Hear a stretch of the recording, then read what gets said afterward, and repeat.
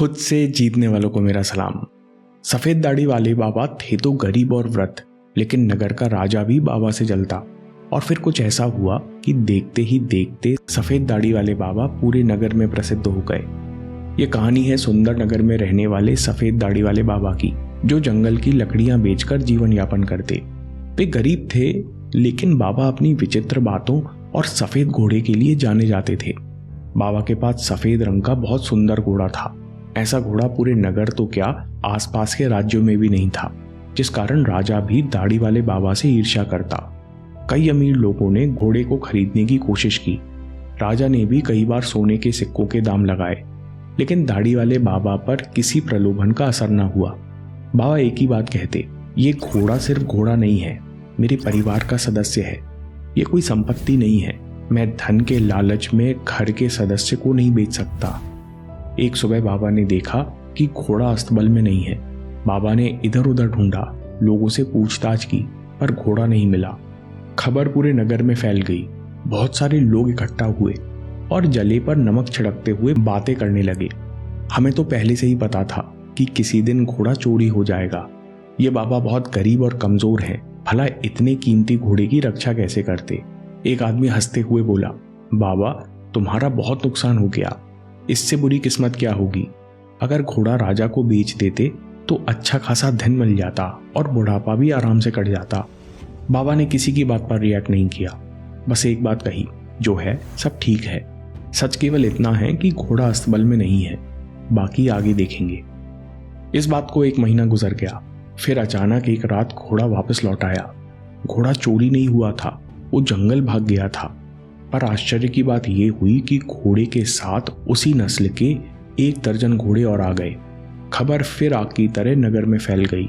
लोग इकट्ठे हुए और बाबा से बोले, आप सही थे, घोड़े का जाना दुर्भाग्य नहीं था, यह तो वरदान साबित हुआ। आपके तो वारे न्यारे हो गए। अब तो आप घोड़ों के व्यापारी बन सकते हो। बाबा शांत रहे, बोले, सत्य ये है कि घोड़े के साथ 12 घोड़े और आए हैं। जो है सब ठीक है, बाकी आगे देखेंगे। बाबा के जवान बेटे ने जंगली घोड़ों को सिखाना शुरू कर दिया, लेकिन 1 हफ्ते के बाद ही लड़का जंगली घोड़े से गिरा और एक पैर से लंगड़ा हो गया। लोग फिर इकट्ठे हुए और दुख जताते हुए बोले, बाबा आपके साथ बहुत बुरा हुआ है। 12 घोड़े मिलना आशीर्वाद नहीं, अभिशाप था। आपके एक लौते बेटे का पैर टूट गया, अब इसकी शादी कैसे होगी। बेचारे की किस्मत खराब है। लेकिन बाबा पर लोगों की बातों का असर न हुआ। बाबा ने कहा, सत्य ये है कि बेटे ने पैर गंवाया है। ये भी सत्य है कि अब मुझे बुढ़ापे में उसकी मदद करना है।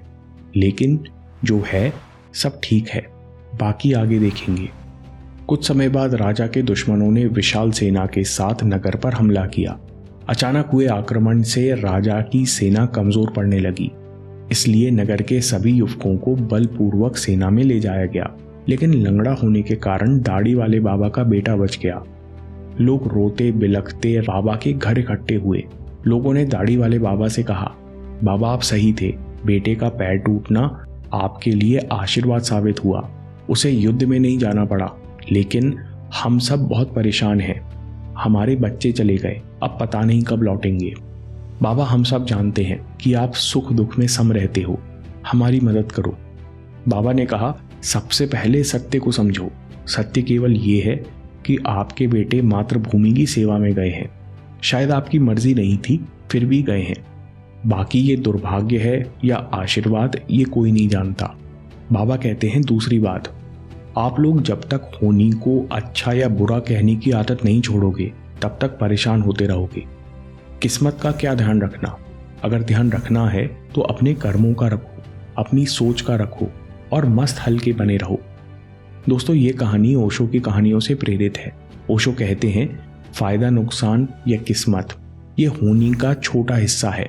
जैसे एक लाइन पढ़ के तुम पूरी किताब नहीं समझ सकते, वैसे ही एक घटना के दम पर तुम जीवन के अच्छे या बुरे का फैसला कैसे कर सकते हो। ओशो कहते हैं, जो हमारे बस में नहीं होता हम उसके बारे में राय बना लेते हैं और बेमतलब के जजमेंट देकर परेशान होते हैं। जीवन की छोटी छोटी घटनाओं को लेकर निष्कर्ष मत निकालो, बल्कि इस पल में रहो।